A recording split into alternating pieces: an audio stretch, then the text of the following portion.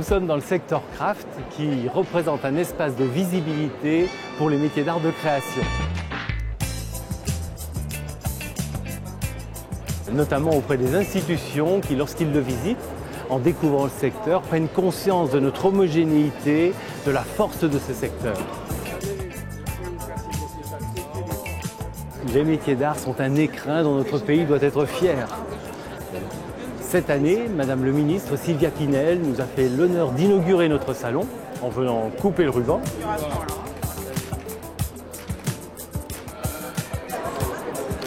Son attention à nos problématiques, son écoute auprès de chacun d'entre nous est quelque chose qui est remarquable. Sa nomination est porteuse d'espoir pour notre profession.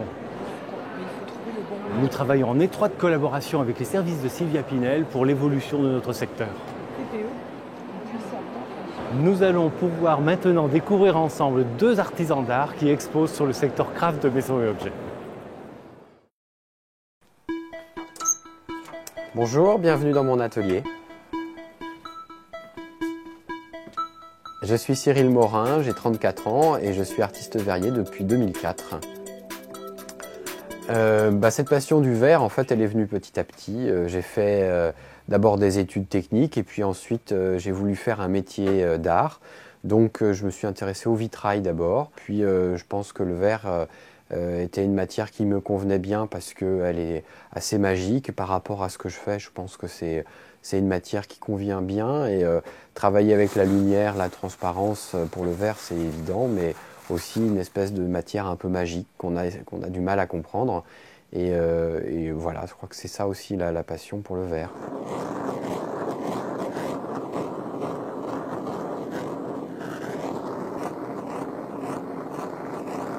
Ça fait 150 ans qu'on utilise vraiment la fonte à cire perdue pour le verre. Et voilà, c'est une technique qui est assez jeune en fait.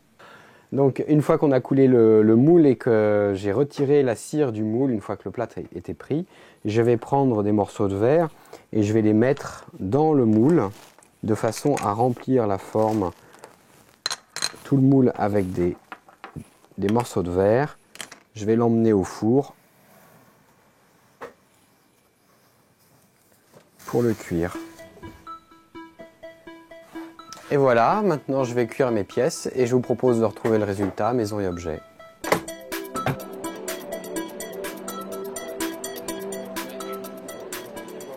Bon, cette année, voilà, je prépare un stand où j'ai voulu mettre en avant des pièces, parce que je travaille des nuages, et que ces nuages, je les accroche au mur, et aussi des pièces qu'on peut mettre sur socle, que j'appelle les anges, une série qu'on appelle les anges, où là je travaille avec la figuration, quelque chose qui ressemble à un personnage avec un drapé, avec du vent, avec voilà, quelque chose d'assez dynamique.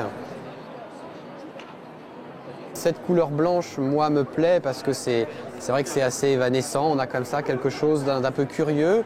Et travailler la lumière, pour moi, c'était aussi faire croire aussi que peut-être l'objet était lumineux, qu'il y avait de la lumière à l'intérieur, donc on se pose des questions, on a quelque chose d'assez intriguant, on a envie de toucher, de regarder, et que ce nuage aussi, il est là où on a l'impression des fois, il y a des gens qui me disent que c'est des coquillages, de la chantilly, des choses qu'ils ont envie de manger, mais voilà, c'est aussi une interprétation personnelle, et donc c'est aussi ça que je voulais.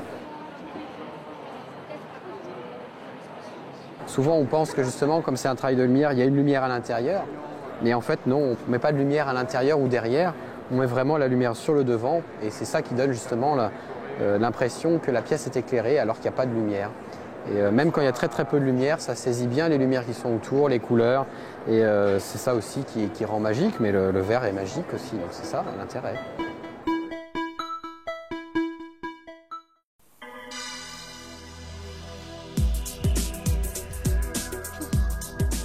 Bonjour et bienvenue à mon atelier.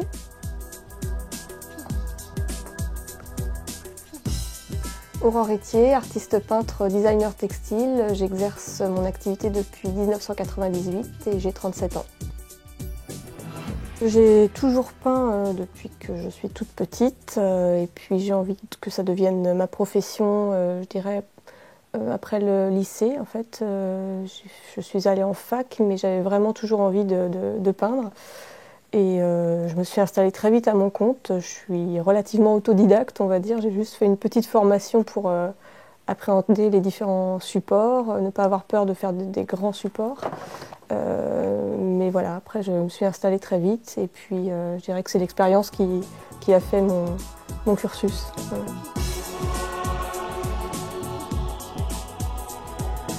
En fait, j'ai débuté avec les fleurs et j'adore aussi travailler tout ce qui est le thème animalier, les insectes, les papillons. Voilà, j'aime tout ce qui est attrait à la nature en fait, hein, quand même. J'avais envie de moderniser en ayant un effet un peu de loupe sur la fleur. Et c'est vrai que quand on est sur du grand format, on peut laisser exploser le sujet. Et moi, c'est ce qui me plaît le plus.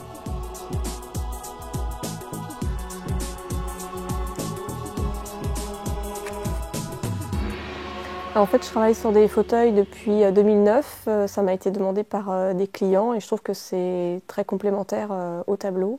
Et c'est un travail en volume qui me plaît beaucoup. Il m'arrive de présenter en fait des croquis quand on me demande quelque chose de spécifique. Là, par exemple, j'ai un styliste qui m'a demandé de peindre sur sa robe, sur une de ses robes. Donc, il voulait un léopard un peu agressif. Donc, j'ai esquissé 2-3 croquis, il a sélectionné celui-ci. Une fois sélectionné, j'ai pu faire une ébauche en fait sur le vêtement, ce qu'on appelle une toile. Donc, c'est le vêtement qui n'est pas encore définitif, c'est l'ébauche du vêtement.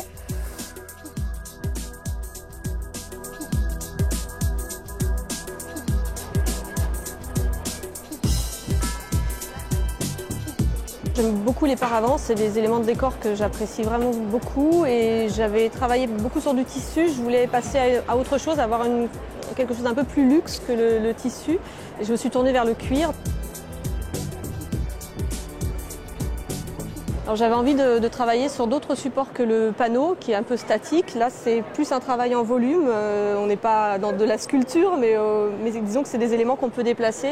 Quand je travaille sur un nouveau matériau, il y a toujours des difficultés qui sont inhérentes aux produits que j'utilise. C'est-à-dire si je vais travailler sur un satin, évidemment la peinture ne va pas réagir de la même façon, donc il peut y avoir des difficultés mais au préalable je fais des tests.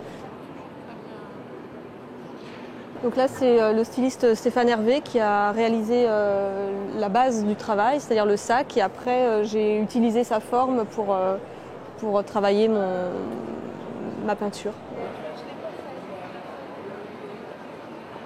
En fait, Let's for Craft, c'est une forme il y a une synergie à être tous ensemble, à être regroupés. C'est une forme de force et ça permet quand même de montrer son travail à des clients qu'on n'aurait pas forcément dans nos ateliers qui peuvent être reculés. Ou, voilà, il y a le côté aussi d'être sur Paris qui fait que ça génère une clientèle à l'international qui peut être vraiment intéressante.